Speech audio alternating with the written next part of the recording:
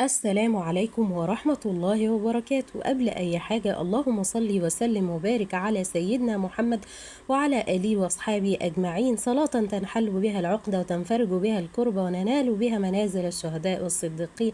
النهاردة إن شاء الله هنقول مع بعض تفسير رؤية اسم وداد في المنام للإمام ابن سيرين. حابة أذكركم أن تفسير الأحلام ما هو إلا اجتهادات والله تعالى أعلى وأعلم. وإذا رأى الرجل المتزوج اسم وداد في المنام فده بيدل على إن زوجته زوجة ودودة ومحبة ليه، وإنها بتسعى دايما لإرضائه وبتسعى دايما لسعادته، والله تعالى أعلى وأعلم. كمان إذا رأت المرأة المتزوجة اسم وداد في المنام فده بيدل على إنها امرأة جميلة، امرأة تتمتع بصفات الود واللين والرحمة والأنوثة والمحبة اللي بتصنعها دايما في البيت.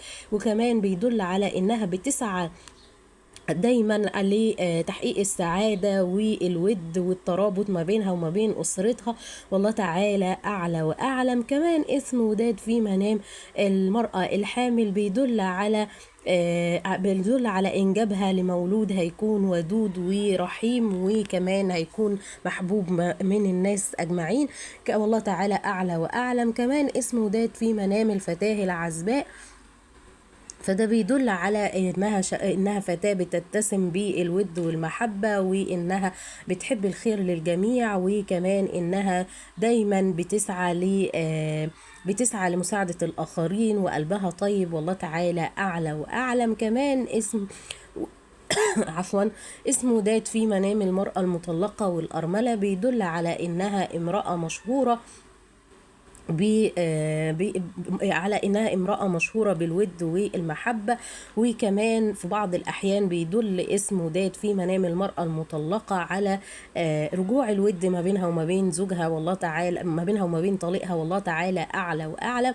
ولو كانت بتسعى للزواج وما كانش فيه نية للرجوع فده بيدل على قرب ارتباطها بزوج هيكون ودود معاها، وهيكون في ما بينهم ود وترابط وتراحم، والله تعالى أعلى وأعلم. كمان المرأة الأرملة اللي بتشوف اسم وداد في المنام فده بيدل على إنها دايما بتسعى ان يكون في ترابط وود ومحبة ما بين ابنائها وما بين اسرتها بصفة عامة، وانها بتتسم بالود والترابط، وانها دايما بتحب تكون في جو اسري يتسم بالهدوء والمحبة، والله تعالى أعلى وأعلم. اسم وداد في المنام من الأسامي الجميلة اللي دايما بتدل على الخير، والله تعالى أعلى وأعلم.